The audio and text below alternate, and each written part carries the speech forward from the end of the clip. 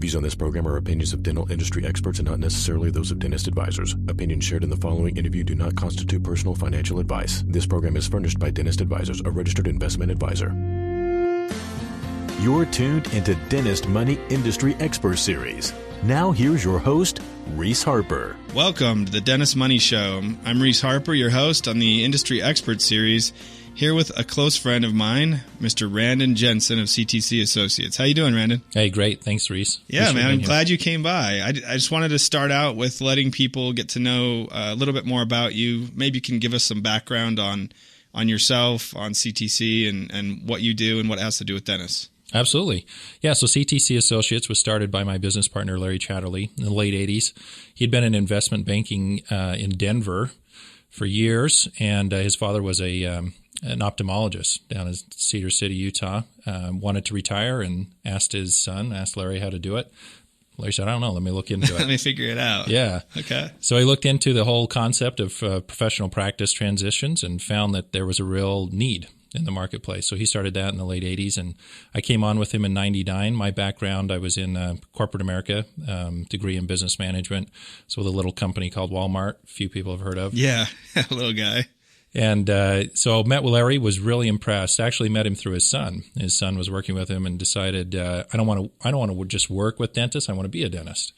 And so he said, why don't you come on? My dad could use the help. And I was really impressed with Larry's approach to business, his ethics, and yeah, you guys have been together for a long time. So when was this roughly? I mean, 99. So about 99? 17 years now we've been working together. Yeah, you guys put up with each other for that long. Yeah, huh? That's good. Well, it kind of helps that he's in Denver and I'm over here in Salt Lake. So yeah, now you guys are mostly in the mountain states right here, but mostly Denver and Salt Lake. Yeah, the majority of the business we do, Utah and Colorado. We also cover Idaho, Wyoming, Nevada, Arizona, New Mexico. Great. So back to your story here. I kind of interrupted you and got you to pivot, but from there you probably wanted to leave a little bit more background info. Oh no, well, just interesting. I remember the first time I met with him, he said to me, "Hey, before you come into this business, you got to realize that most practice brokers don't have a great reputation." Yeah, and rightfully so. Yeah, he said, I probably wouldn't do business with a lot of my contemporaries. Why do you think that was the case at the time? I mean, I think today there's a perception a little bit of almost like a predatory industry that the people are looking to. They want to sell the practice to make money, and the dentists are a little bit threatened by that sometimes. I don't know. Yeah, no, I think that's part of it. I think you hit the nail on the head. A lot of guys are opportunistic. It's more about the commission and less about helping out the client. Finding the right fit and the right timing. It's good context to kind of have this discussion today. The reason I wanted to bring you on was because I felt like you have a unique insight into some of the challenges that buyers face and sellers face when approaching, a transition. And I wanted to start by kind of hitting what some of the major challenges that you see with transition, some of the big mistakes that occur in a transition. Maybe not huge mistakes, but maybe common ones. Anything that comes to mind regarding transitions for buyers or sellers, Yeah. What are some of the things that you feel like are the most common or most challenging issues that these guys face? Well, that's an excellent question. And I think something really good to explore on both sides of the equation, both seller and buyer, because they're generally different. On the seller side, probably the biggest mistake I see relates to what you do, is a seller not properly planning financially. Yeah. For retirement. It's assuming now there are a lot of different reasons that a seller will sell, right? There may be relocation, there could be health issues. They may be bringing on, maybe they're managing growth and want to bring somebody on as a partner or whatnot. But if we're talking about the quintessential, mistake. Yeah. Or situation where a dentist is retiring and say another dentist is coming in and taking over the practice, that outgoing dentist needs to have prepared themselves financially so that whatever proceeds they may recognize from the sale of the practice, that's butter, that's cream on top of it, meaning they can afford to retire without getting anything for the practice. Isn't that pretty rare though? Well, not as rare as you might think. Okay. If they've hired professionals, again, like yourself, that have set them up properly, then a lot of times I will get doctors say, "Hey, I don't really need anything for the practice. Yes, it'll be great to have it. I want the best situation for my patients, or they can have the luxury to do the right kind of transition." Exactly. Yeah. And then they're focused more on who's somebody that I feel really comfortable with bringing in and that I can endorse wholeheartedly. Yeah, my reputation's on the line. Right. Because I want to leave a legacy, right? Yeah. I've worked so hard to build this practice, to make these connections with patients and with staff. I want to make sure that they're taken care of. Totally. If I get a seller that comes to me and says, and they're not concerned about that, they're saying, I need to have X dollars for the practice, that's usually a red flag. Yeah. Right? They haven't properly prepared for it. And it's going to place stress on the transaction. Totally. I mean, it affects the type of transaction that can occur too, right? I mean, absolutely. Whether it has to be all bank financed, all seller financed, partial. I mean, it depends on how much desperation, I guess, is on the plate of the seller. Exactly. And in my case, I guess from my perspective, I've found that if a dentist can be more flexible, right, with that exit timing, the amount that they need up front versus taking a cash flow stream. I mean, it has if you can be flexible, you have a chance of getting a better getting more for your practice from the buyer. Oh yeah. Right. And so people that are in a situation where they have to get all the money right now up front can sometimes get less than if they can take a stream of payments or get some seller finance or some bank combined with seller finance. Seems like you can negotiate better when you're flexible. Yes. I think that's fair. Yeah, absolutely. It seems like sometimes too. One thing this is something I wanted to bring up is that the proceeds from the practice are some of the most tax favorable proceeds that you're going to ever get in your career. Right, your tax favorable retirement income. Right, because your 401k, your IRAs, a lot of the retirement accounts you've built up, you'll have to pay ordinary income tax on those as you make withdrawals. But that the sale of that practice is taxed at a capital gains tax rate, and a lot of times they have some basis in that company that they won't be taxed on at all.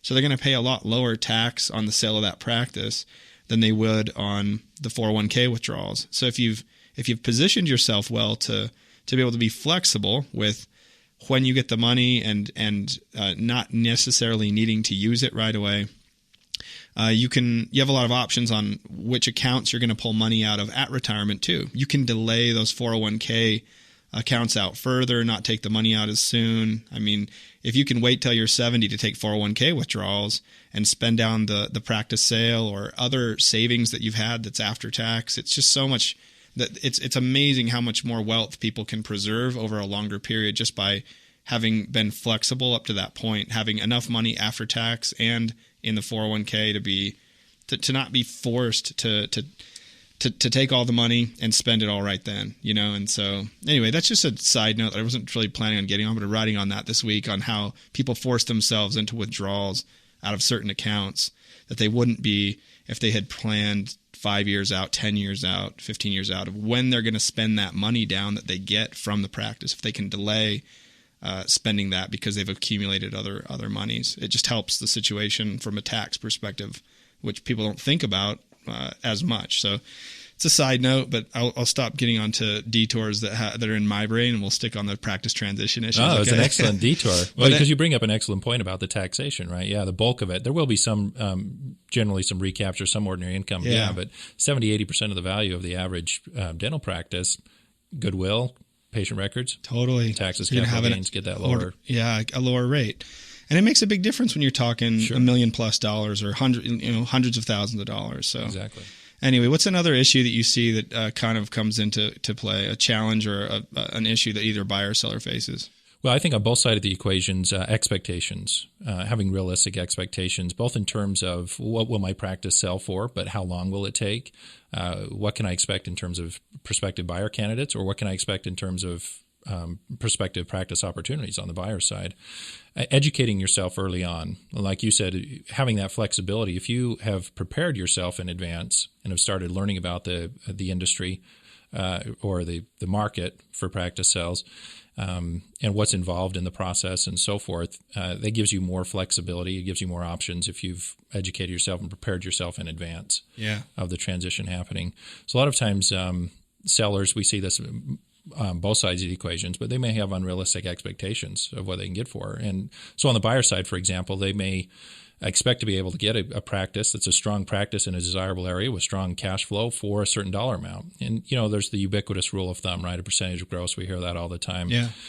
Because it's so simple. The problem is with that simplicity, you lose accuracy. Totally. And so oftentimes buyers may have a certain figure in mind thinking, well, I shouldn't have to pay more than this.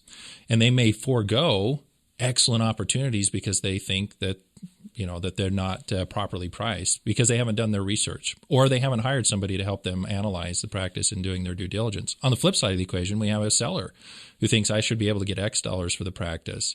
And I've seen this happen. I saw this a few years ago from a doctor who was told by somebody who he trusted, who was in the business, that he could get X dollars for the practice.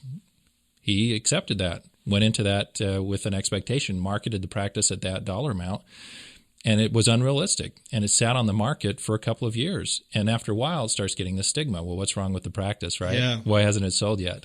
It's something that you don't want the buyer market to have in there.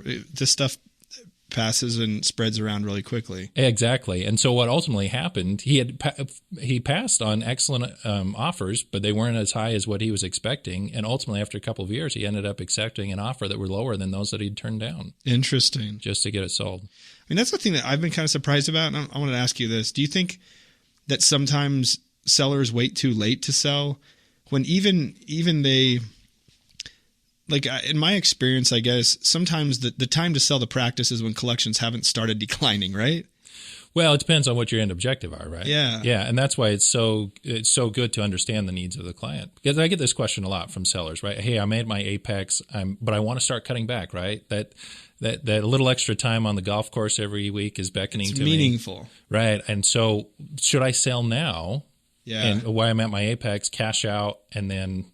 But I still enjoy dentistry. I still enjoy what I'm doing. So my thought for that guy is there a situation where it makes sense for a seller to sell at the peak? Maybe he's a few years away from wanting to wrap up because he still wants to work.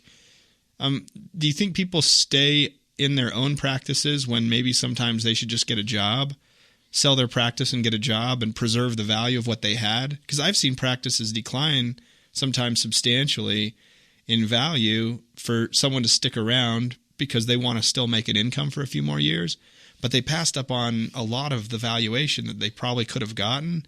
And you can always go get a job, right, as an associate for a few years, if that's an option for you. Potentially, yeah, if it's an option. I'm not saying that's a good strategy for everyone, but I see a lot of people making that mistake where they're collecting $1.5 million.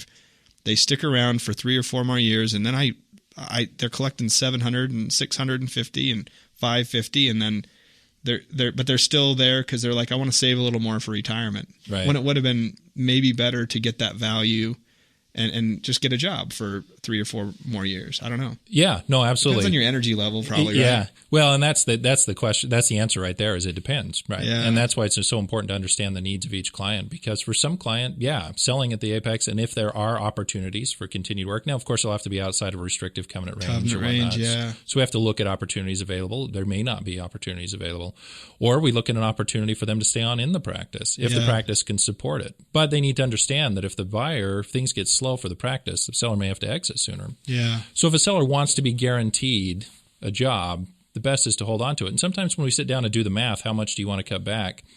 And we look at, okay, well, let's say you're 3 to 5 years out, and let's say you could sell the practice for X dollars today or Y dollars 5 years from now, assuming you cut back, in the interim period. Well, if we do the math, the income stream that they would take from the practice will more than offset the decline in value. In value, right? Yeah. So we have to look at that. That may be their best option is to hold on to the practice. Yeah.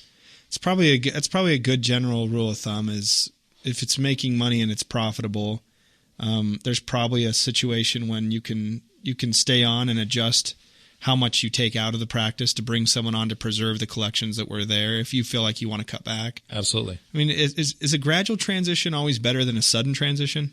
Not always, no. Yeah, and I think that's another misconception in the marketplace is that in order for a transition to be successful, we have to have this long, protracted transition period, right, where we're both working together. And we find that in some instances, yeah, particularly with specialty practices where we're really trying to connect with referral sources and maintain those, then yeah, an overlapping transition may be beneficial. But in a lot of other instances, an outright, what we call a turnkey or a cell walk-away transition is a better route. There are complications that come with an overlapping transition that we can avoid by having an outright sell. What are some of those complications? Is it staff and having to kind of respond to two alpha females or alpha males, whoever's buyer, or seller? Buyer, seller, yeah. A lot of it's the staff loyalty. Who does their loyalty go to? Even if a buyer takes over and the seller stays on, they're so used to answering to the seller, right? That can be a challenge. Plus, patients given a choice, who will they want to see? The guy they knew. Exactly. The gal they knew. The gal they knew, exactly. Yeah. And so if a buyer takes over and they're used to seeing the seller, and the buyer now has the responsibility of covering the overhead and paying the debt service, but his schedule's empty because everybody wants to see the seller, it could be counterproductive to have the seller stay on. No question. So we find if it's handled correctly, right, if we have continuity in certain areas, and this is another part of, talking about mistakes that are made, we need continuity as much as possible. Continuity with the location, with the staff, with the insurance plans. That's another one where I see buyers come on and say, well, I'm not going to take the same plans. I'm going to change everything, right, switch it up. And so the more, and then of course a strong endorsement from the seller, and that comes back to what you were saying earlier. To get on a little tangent, sometimes buyers like a mistake that they'll make is really trying to stick it to the seller. Maybe not intentionally, but they're trying to get such a good deal for themselves that they don't stop to consider the impact that's having on the seller. Yeah, I think that happens so often. And it happens in a lot of cases. I see it with how dentists, it's not the case with everyone, but as a general rule, in financial personality types, a lot of them tend to be what we would call accumulators or independents. It's a type of persona that they don't have a ton of financial background, and they tend to be very cautious about any expense at any level. Right. And every expense for a service or an asset, no matter what it is, they'll ho-hum over 1% price fluctuation for months, or obsess over a small valuation change and kind of miss the forest through the trees, Yeah. And especially when it comes to buying something buying a practice from a selling dentist. I mean, you really want that person to be your advocate. Absolutely. For years. Yeah, I mean, it could be without fail. Sorry, I didn't mean to cut you off, Reese. But yeah, the seller's going to be bumping into those patients, right? At the grocery store, on the golf course. There's a good chance that those patients, when you're trying to sell a full mouth restorative case, are going to call the dentist that they used to be with and say, "What do you think? Yeah, should I go to this guy? Is this guy legit? And if you've stuck it to the seller, should I accept this treatment?" Right. Or this gal, and to say, and if the seller has a bad taste in his mouth, how likely is he going to say, "Yeah, you definitely want to see this guy"? If you don't have a good reputation with that selling doctor, it really could make the difference between patients actually accepting treatment or not in some cases. I don't want to over accentuate that, but it wasn't something that was on my radar. I didn't really think that would be a dynamic, but it really is. So is there anything from a DIY perspective, that you'd caution against from I see a lot of people writing up their own agreements, sometimes their own contracts. Is there really a lot of risk in that? I think a lot of people don't really have a clear understanding of what's involved when I have a gentleman's handshake sale or I write up agreement with a friend. What usually comes up in situations like that they may not be thinking about? No, it's a great question. Well, and I think what emboldens a lot of doctors is they'll see a colleague that may skate by on it, right? They find someone did it and it worked out fine. Yeah, right? They found a contract online and filled in the blanks or whatever, and it worked out all right. The biggest issue though is not necessarily the contracts, right? It's important to have attorneys involved and to make sure that your I's are dotted, T's crossed, etc. But we always say that people perform, contracts don't. Yeah. Right? So really the issue is, how do you develop that relationship with the other party to the point where you have a relationship of trust? And probably the more important thing is that you've addressed issues that could come up in advance why you have a good relationship, so that if an issue comes up that could be a bit contentious, we've already addressed that. We've already planned for that. We've already anticipated that. Yeah. So the contract itself is almost it just reflects the understanding that's already inherently there between buyer and seller. It's the agreement's clear, right, and it's transparent. We know what to expect from one another. Right.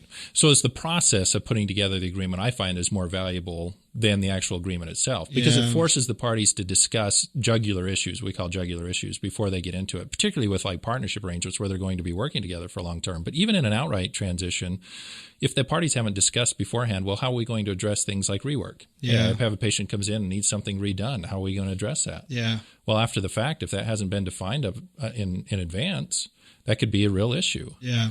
And the problem with a lot of do-it-yourselfers is that there are so many issues associated with the transition that they've never considered. Yeah. Right? Whether it's patient credits or trade work or reimbursement rates with insurance plans that maybe a seller had that a buyer didn't get. So many different things that they don't consider in advance. Let's talk a little bit about let's talk a little bit about fee structure, because I know this is an issue that people have. It's not like no one likes to talk about fees because they tend to be a sensitive subject, especially in transitions. People, in my experience at least, dentists tend to feel like, I'm glad I had someone to help me, but I sure paid a lot for it. And I think people say that about most services that they pay for, regardless of what it is. But if I have someone that I already know, that we're friends, and this person really wants to buy my practice, sometimes I feel like I get a little bit stuck if I've got to go and pay 12, 14, 10%, right, to sell my practice. But I feel like there's this guy right here, and we know each other really well. I mean, when we're talking about why I pay to sell my practice, what am I paying for specifically? Am I paying for someone to find me a buyer? Am I paying for someone to coach me through the process? Is it the accountability? I know kind of the answer to this, but I want to highlight this for me. There's all these things that I could be paying for. How do you kind of describe the value proposition, I guess, of why someone should, go through, even if they know someone, even if they have someone close to them, that they want to sell the practice to? What's the value of a practice broker beyond the fact that they're finding maybe a buyer? No, that's an excellent point, because particularly in the Utah market, where the buyers, the demand for practices exceeds, there are more buyers than there are sellers, exceeds the supply. We find that probably half or better of the transitions we facilitate, buyer and seller have already found each other. Yeah. And so I get that question a lot, right? Hey, we've already found each other, so whatever else. And I'm saying, finding somebody is maybe 10, 20% of the overall process. Yeah. I mean, that's when the work starts, once you find somebody. So there's a great analogy. It probably depends on the market too, right? Exactly. Especially in a market where there is a high demand for practices. That's definitely the case, right? Right. Absolutely. Yeah. So there's a great analogy Larry had shared with me years ago. He says, hey, this woman has a clogged drain, right, or clogged some plumbing problem, has a plumber come over. You may have heard this before. Plumber pokes around, in the pipes, pulls out a hammer, bangs on the pipe a couple times, the clog drains out. Yeah. And he hands her a bill, $150. $150? All you did was bang on a couple pipes, right? How do you justify that? He says, well, it's $50 for the house call and $100 for knowing where to hit. Yeah. Right? Yeah, exactly. So it's really that knowledge base to avoid, because we often say a transition, really, you should do it right the first time. And you may not get a second chance if it's not done right the first time, because the practice value could be affected. Yeah. You could have significant patient attrition if it's botched or whatnot, and then you're trying to sell a salvaged business. Absolutely. So let's talk, just to maybe wrap up, any final thoughts that you have to leave people with about transitions, things to kind of plan for, if anything, or any just final parting thoughts. We've kind of been going, time has flown here. I've been surprised how fast it's gone. So yeah, it's been a great conversation, and thank you again, Reese, for the invitation awesome to come on. So probably in leaving kind of a parting thought, I'll leave you maybe with a quick story.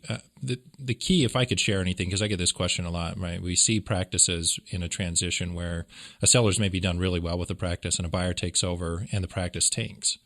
Or we may have a practice that's struggling and a buyer takes over and it thrives. And so the question comes often, well, what's the difference, right? Is there a market? Is there something that you can look at in the practice and determine, oh, this practice is going to succeed or this one's going to fail?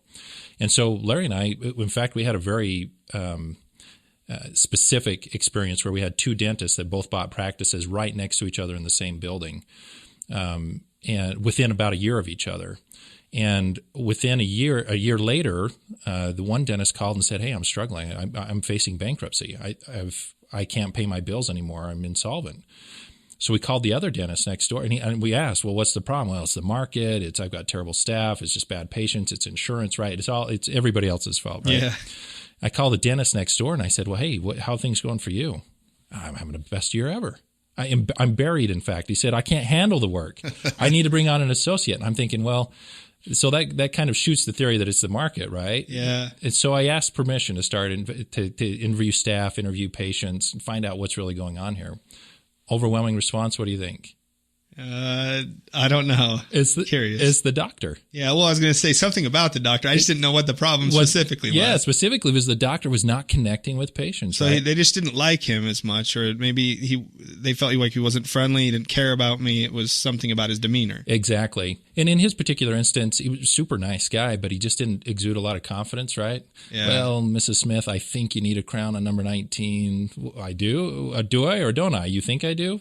So not making eye contact, wasn't engaging. And that's another thing in terms of so overall, what we see in terms of success, parting shot is really it comes down to people, right? Yeah. Making those connections with people.